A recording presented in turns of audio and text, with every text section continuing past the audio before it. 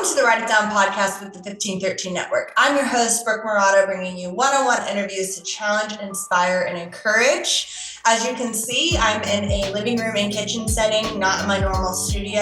I am in Dallas for an extended time, hanging out with my friend, Brooke Jackson. She has been on the show before with her husband, and I'm super excited to have her back on.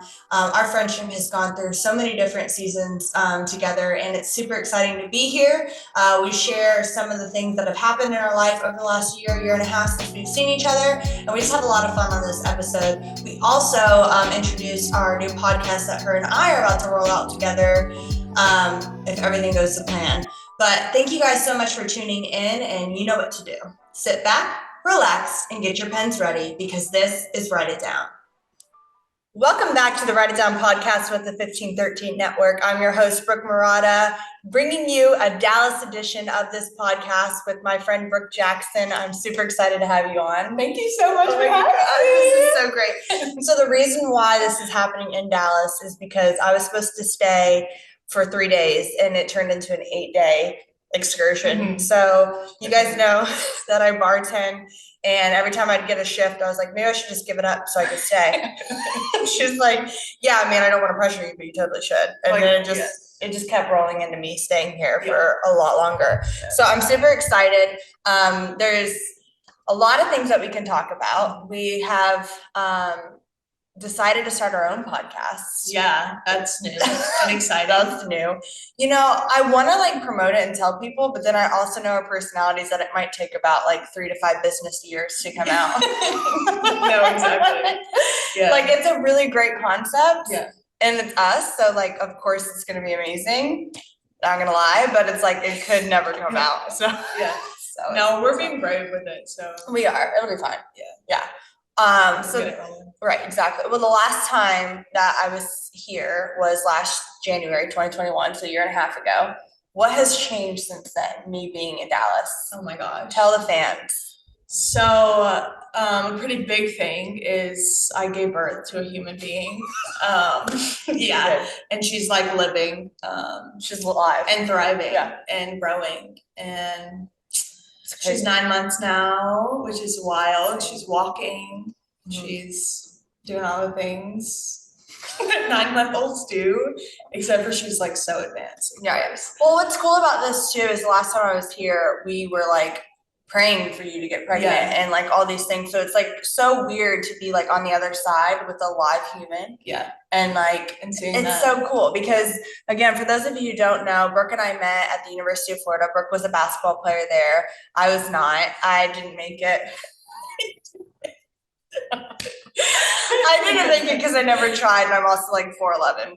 And what did your husband say? What did Justin say about? He said that you're the smallest person that we've been around in a long time. In a long time, yeah. Yeah, you made it sound like it's been forever since you've seen someone this short. Yeah, I don't know what was over that. He was just amazed at how short you were. I'm we get out not that short. We pick up her husband at the airport, and I get out of the car. He's like, "Oh, I totally forgot that you were 3'7". I was like, it was a thing. But you guys are a lot taller than me. It's fine. Yeah. I do feel like I'm your child, especially out in public. Yeah, it's fine. It seems that way. It does. Really good. I love that. Yeah. But anyway, so we met at UF. I was too short to be on the basketball team, and my lack of skill, it's fine.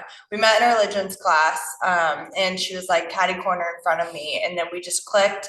And then because we had the same name, we're oh, we're totally gonna have a TV show together one day. Yeah. And so that hasn't happened, but we are starting a podcast. There's more to come on that. But I have her on Write It Down because she's been on before, and she actually came on with her husband probably a year or so ago, actually. Yeah. And a lot has changed in both of our lives, but something that we have been talking about is how life comes full circle, almost all the time. Yeah. It's pretty crazy. It is crazy. So, Brooke, what would you say has been the most encouraging thing about that happening for you, life coming full circle? What with us? Yeah, well, with us too. That means everything. I know, but I mean, in general, what do you what are the feelings that you feel, and then how could you maybe give other people hope that would happen for them?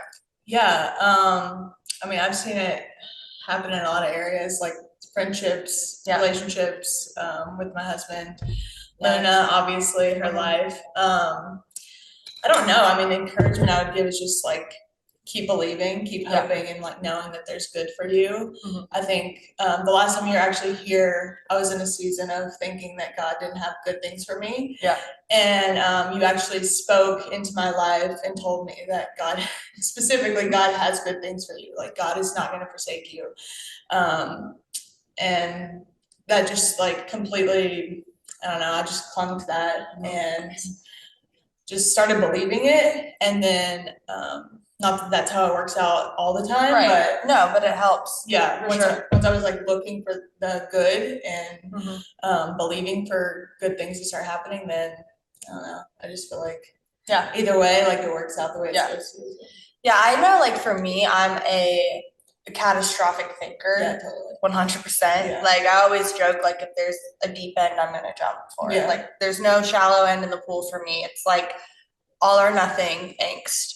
And I've been told a lot in my life to stay the course because I'm someone that's like, oh, well, if it's bad or it's not going well, then it must not be for me or it must not be from God. And that's not necessarily true. Yeah. So like, I think part of like staying the course is like what you're saying is like believing and hoping that good things are going to come, because if you go through dark times, if you go through a season where you can't get pregnant or you have a miscarriage or you go through a divorce or a breakup, you legit like create a finality in your life in that way.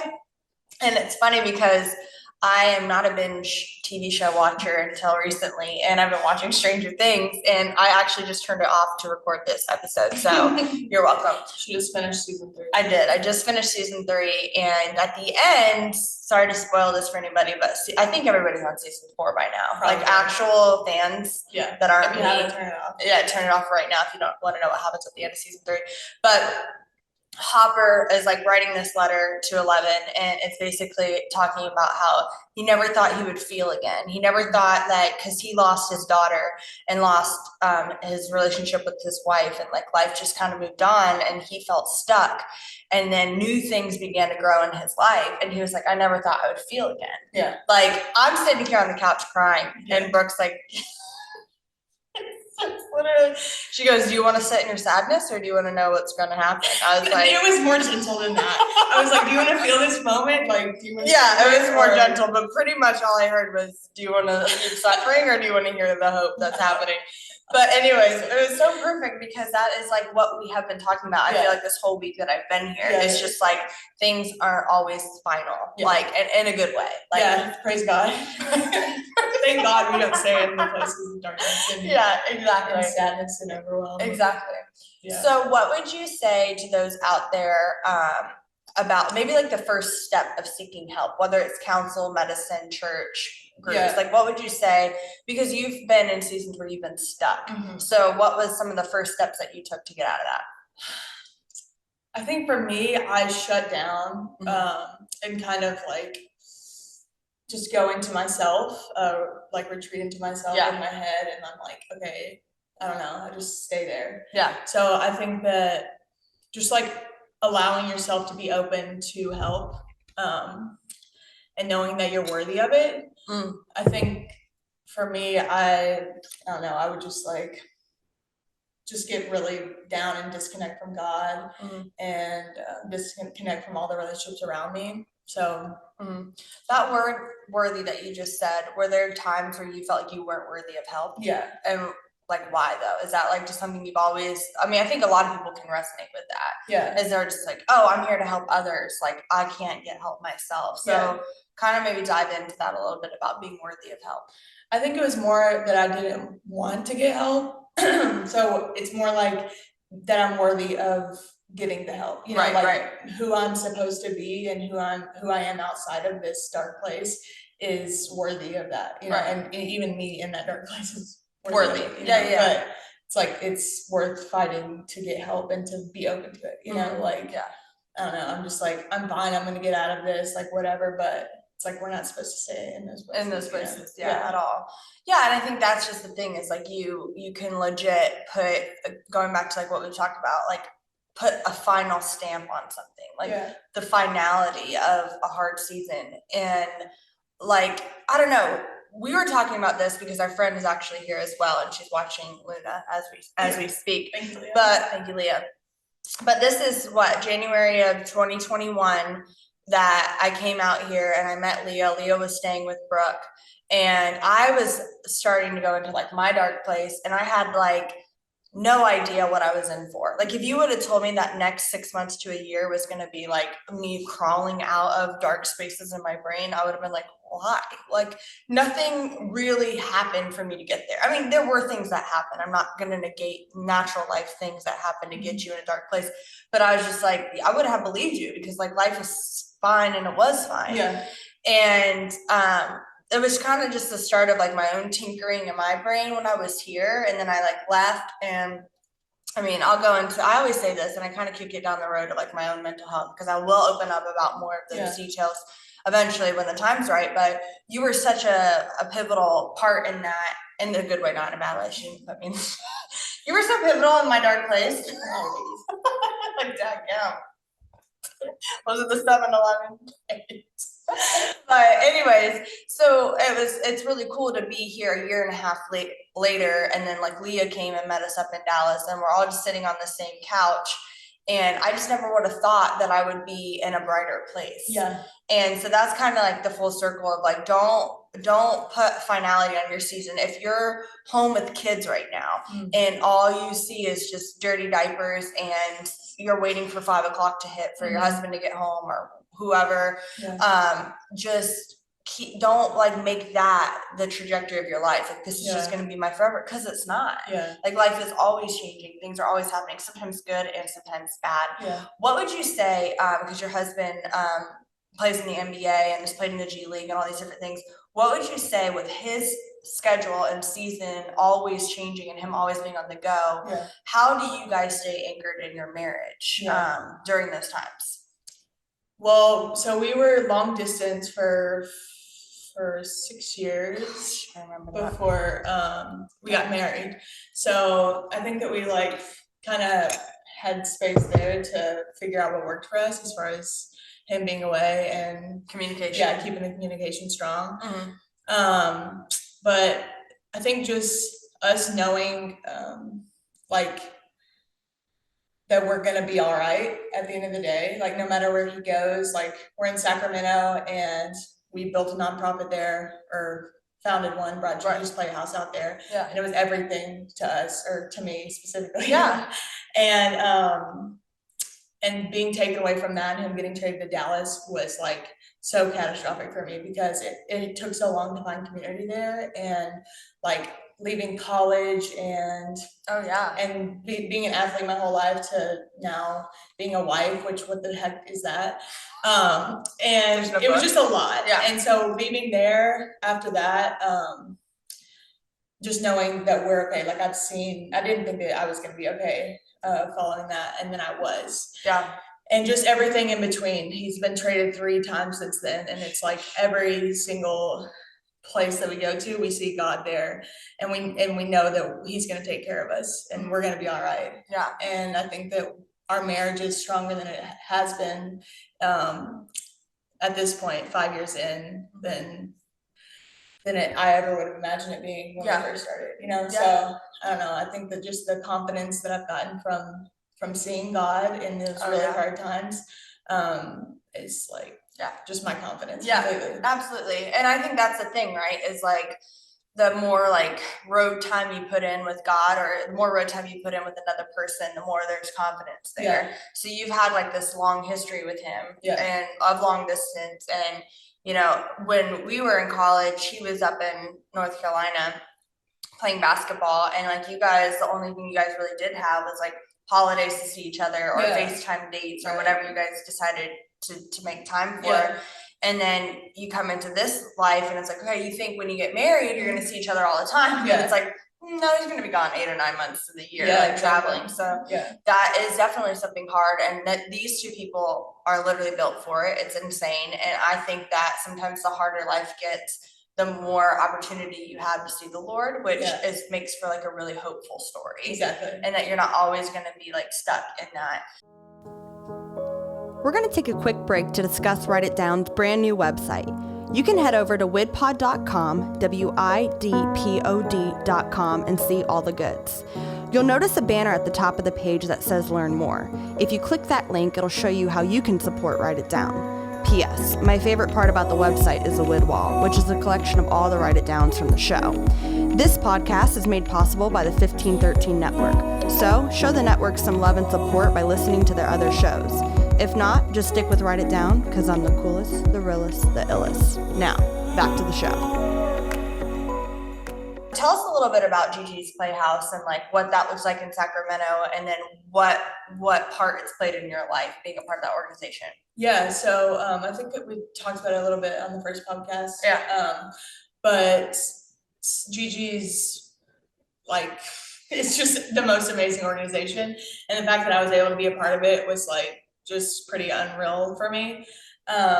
So when we got to Sacramento, they didn't have a Gigis Playhouse, which I had known about it from volunteering when I was at Florida with you as well. So more dreams realized and come full circle. But it's wild. Wow. So yeah, it's been the coolest experience ever, being able to get to know the families and just be a part of that community in any capacity. It's just I'm so grateful. And they help kids, right? Oh yeah, it provides free therapeutic and educational programs. Wow. But it's from like diagnosis. So when a mother gets told that has a baby who has Down syndrome, it's support for parents, and then all the way to career skills for adults. Incredible. And it's free. Like Wow. Fundraising is huge, but yeah, absolutely. Well, I mean, and that just also betrays a lot of your heart of who you are, is that like no matter where you're at, like this girl right here, she's gonna be very embarrassed that I'm hyping her up this much, but like you are literally the most generous person ever. Like it doesn't matter like who enters her house. She's like, I'll give you everything and more that I could. Like you're just that person, like max effort to people. And you know, we've talked about this before of like how we feel God the most is often tied to like how other people make us feel, or like the hands and feet of who God is, and that is who you are. Like if you could give the whole world to somebody, you would. And I think that is something that you've always had and you keep growing into. And so like things like Gigis Playhouse and other initiatives that she's a part of, like she's not just messing around. Like if you're going in, you're in. Yeah, you gotta like and like even you being a mom, that's how you are as a mom. And it's like it's how you are as a friend. Like it's insane too, because I always joke around about like how I'm really good not having kids, because I can just give the kid back and I can do my snuggles, and then I can just it's so nice. And I like watch, and this is, I mean, you can cover your ears for this, but I like watch this child like need her so much, and I'm like, couldn't be me. not right now. Not right now. That's if you're trying to start a family with me out there, if you're watching, I'll be ready. Just give me a couple of years, maybe weeks. I don't know. Hey, you never know. You never know. You'll be ready when it happens. I will be ready. Yeah. But as of now, I'm watching human life, suck there. Yeah. Human life suck. What? I don't know. Well, I just realized I was thinking of like breastfeeding. Oh yes, but I literally, yes. Yeah. So sorry, okay, I do have to say the best story that's happened. So God bless Justin Jackson, because he like hasn't gotten a front row seat to our friendship. Yeah. Like ever. You never met her. Yeah. We met like once or twice. Yeah. But that was like back in school, and I've always met him through FaceTime. Like it's fine. Like if she's on FaceTime, I say, hey, like what up? But like as far as like being in the same occupied space, us three, hasn't happened since that one basketball game in college. Yeah. And so Brooke and I are wild. And when you're around us too, it's like lots going on. There's a lot going on, and I honestly feel like, I don't know if you guys have ever felt this way with a friend, but you're always like, man, if I had a body cam on or someone was recording this would make really good TV. Well, I feel like Justin was our body cam, because he is like, what is wrong with y'all? Yeah. Like at all times, I didn't even realize we were doing this, but like we'll just start to like whisper at each other, and like talk to each other, and just build on to things. Sentence like just with whispers. Whispers. So like he said something. He was like, "Why are y'all whispering?" And like I didn't even realize we were whispering. Yeah. I just felt like weird place we go. We get kind of like close, like yeah. So and we just like finish it. Well, we had a situation the other day. I thought it was going to be a good idea. I'm training for this marathon, as you guys know, to run at 3 p.m. in Dallas, Texas heat. It's like, I'm gonna go run 20 miles. And like Justin and Leah and Brooke and Luna were all gonna go. They've also had some struggles with their dog. Their dog had a stroke. Yeah. Sorry about that. Sorry. He's getting better. He's getting better. So they went to go see the dog, and I was like, I'm gonna go run 20 miles. And she's like, oh, okay. You know, like it's 3 o'clock and 95 degrees outside in Texas. So I make it like 6 miles, and my mouth is like crusting together. I can't breathe. It's so hot. Your eyes. My eyes were dying. They were like so glassy and like red. And then side note, I like ran past this guy. I ran past this guy on the sidewalk just because, like, you know, if they're walking, you're gonna try to like cut around so that you can continue at your pace. And then I have my headphones in, so my music's kind of loud, but I'm like hearing these like footprints behind me, and it's this man in jeans and a t-shirt running. And as soon as he runs and passes me, he just stops in front of me. So I like curve around him. I'm like, I'm sorry, and he's just like, I'm like, he was trying to race me. He was trying to race you. Yeah. This man in jeans is trying to race me on the side of the street in Dallas, Texas, where the sidewalk is. And I'm like, so I'm FaceTiming Brooke to try to like come pick me up. Yeah. She's not answering. So I'm like texting her, I'm like, hey, I might die. Hey, I'm on the side of the road. Hey, here's my location. Nothing. Left my phone in the car. Left her phone in the car.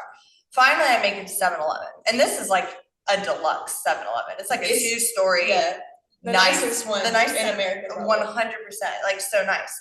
So I walk in there, and, you know, thank goodness I have Apple Pay on my phone, and I like went past that conspiracy theorist and I got it. So that way I could get some Gatorade. So I'm like drinking this, and Brooke's like, we're on our way to get you. I'm like, oh, thank God. So she's like, oh, we had to stop to get gas. And I was like, I'm at a gas station. Why did you stop to get gas to come pick me up? So she's like, I'm here. I walk outside. I don't see her. So I walk behind the 2-story castle. Still don't see her. She's like, oh, my bad. We went to the wrong 7-Eleven. I'm like, okay. So I go back inside. 10 or so minutes later, she goes, we're here. I go outside. Don't see her. Go around the thing. She's like, dang it. We're at the wrong one. Who knew there was another 7-Eleven? I'm like, did you get my location? It's on the same road. They're all on the same But road. like I sent you my location. Exactly. Like not only did I send her my exact location while I was there, I've been sharing my location with her so that all times she can find me while I'm on this run. Finally, they come and pick me up. Like I literally am like crumbling into the car, and the baby's. It was just a disaster. But that is our relationship in a nutshell. I really don't know how else to explain that. Yeah. I don't know how I got on that tangent besides the fact that like when we're around each other, we just like connect. Yeah. And that is Brooke and I's relationship in a nutshell. We are super excited to obviously continue our friendship. I don't know why I'm acting like it's gonna end. No. But we are excited for our podcast that will come out. Yeah. Are we gonna tell them the name? Have you told them? Go ahead, you tell them about it. Go ahead. Are you sure? Yep. It's called Sipsters. That's too long for you? Well, I was like, I thought we were gonna say it at the same time. Yeah, it's gonna catch on, or it may not, but we'll see. Well, no, I think it'll catch on. So basically, the premise of this podcast that we started was Brooke made me an ungodly drink called matcha. Yeah. And it was literally like drinking grass in the backyard of the Florida heat. And she was like, no, it's really good. Just add raspberries. So now she has got these floating red particles in her nasty grass drink. And so we're like, all right, well, we'll just talk about it. So then we're like, you know what? Our podcast should be about drinks we all try. Yeah. We could hate them, we could love them. Right. And we pair it, because most drinks come with a pairing, right. And we pair it with a life topic. Yeah. So we decided to call it Sipsters because we are sisters. And if you haven't noticed, you know, there's a lot of times I feel like Brooke and I are on the same wavelength of like finishing each other's sentences, and then it just doesn't happen. So it could make for really good TV or like actual trash. Yeah. So we'll let the viewers decide on that. Yeah. We'll see where it goes. But Brooke, I don't want to take too much of your time because there is a child involved in this home. Probably hungry. But before we get to the end of the show with the write it down, I have a couple rapid fire questions for you. Okay. Lip gloss or no lip gloss? No, lip gloss for me. Really? Okay. Yeah. Like, are we talking like clear or like pink? If I were to? Yeah. Or no? Oh, you don't want lip gloss. I don't wear it. I just feel uncomfortable in it. Like I feel like I'm trying too hard for me. Like it just makes me feel uncomfortable. No, I understand. There are I people love it that on people. I think say that. I feel buck naked. Right. Without it. That's exactly. Like I've always said that like it's like if you have a painting and you don't have a frame. Yeah.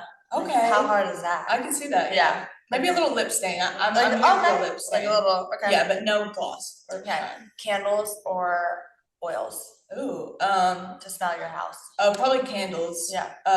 We've switched to soy for the toxicity of it. I'm laughing because you just sort of. Because it's a whole thing, you know. I know. I get it. Everything's killing you. Yeah, so it's like it's fine. I would love to be an oil girl though. Yeah, no, those are cool. But I like it just doesn't do it. Yeah, it just doesn't do it. We talk about that on Sipsters, so tune in. Harry Potter or Lord of the Rings? Harry Potter. So okay, done. Sunset or sunrise? Ooh, I'm usually never up for the sunrise, or I am until the next morning. You know, like overnight. So sunset. Sunset. Okay, last one. Fight a gorilla or every thought you have becomes true. Brooke asked me this question while I was here, and I want to hear hers. So fight a gorilla once a week, right? Yeah, fight a gorilla once a week. Okay. Yeah, it would have to be the gorilla. Because I mean, what we're talking about, if all my thoughts came true, then I would be dead, and everyone I love probably too within the week. You know? Yeah, but that just also shows you how disastrous your thoughts can be. Exactly. That like you would rather fight a literal primate that could rip you to shreds once a week, because you're so sure that your thoughts would ruin the world. Right. It would force you to get your thoughts in order though. Yeah, it would. To figure that the whole catastrophic. Yeah, but like honestly, I guess that's the whole point of like therapy and like battling through stuff. It's like how do you can't control intrusive thoughts. Right. Like you can control your response to them, but like you legit, I don't know if you ever really can as a human being control thoughts. Oh, true, right. You know, you can like have a thought and then just like in there all the time. Yeah. I can't even. You know what, Brooke? There are people in the world that could think about nothing. Like what, monks? Yeah, or like yes, it's possible. It is possible. I just don't know if that's like our dudes. It's real. It's real. Yeah, it's like I feel like we can think of 400 million different things, and they're just like, I was thinking about nothing. No, that's so true. And it's like, well, I was thinking about how like your nothing was gonna affect 400 million people right now. No, exactly. That's crazy. Right? That's wild. Insane. Well, that's not for us. Anyways, we are getting to that point of the show where I ask each guest to give the audience something to write down. So, Brooke Jackson, what is your write it down? Okay, so it's not my write it down, but it's Mary Oliver's write it down, the famous poet. Freaking powerhouse woman. Tell me, what is it you plan to do with this one wild and beautiful life? I love that. Wild and precious life. That's the quote. Let's say it again. Should we? Yeah, should we? I think you should, because I don't know. Okay, cool. Tell me what it is you plan to do with this one wild and precious life. I love that. I love it. I do too. That just gets you. That's a Brooke Jackson quote for sure. Mary Oliver. Yeah. Well, I'm just saying it fits your life. So. Okay. Because that is how you are as a person, is you are intentional with asking people like, what is it you want to do? Like you're a big dreamer. Big dreamer. You're like rainbows, butterflies, wildflowers, Eat Hall. Yeah. Tennessee. And some darkness, like sprinkled in. Yeah, but the darkness is. It's fine. Everything's fine. Yeah. But anyways, thank you guys so much for listening to the Write It Down podcast. You can watch us here on YouTube. You can subscribe and listen on Spotify, Apple, Google Play, wherever you get your podcasts. I'm super excited for the adventures up ahead. And thank you so much for being patient with me as I am in a kitchen and living room. But I kind of like it. This is a very fun, this is a new setting alert. Anyways, over and out, Brooke and Brooke. Also, be on the lookout for Sipsters. Yeah. We have an Instagram, SipsPod. Yeah. So, if not for nothing, we have an Instagram. Right. If nothing ever comes. Yeah, exactly. It's our dream was right. Yeah, it was. Absolutely. Okay. Anyways, thank you so much for listening, and yeah, peace out. Thank you for listening to the Write It Down podcast. This podcast is a part of the 1513 network. You can catch a variety of shows on their website, 1513.com. If you enjoy listening to Write It Down, please subscribe, share with your friends, and if there's any ink left in your pen, write a review. For more content, follow the fun on Instagram by following at WIDPOD. That spells WIDPOD. It's super cool. It stands for Write It Down Podcast, but it's abbreviated to WIDPOD. Anyways, thanks for listening, and we will catch you later.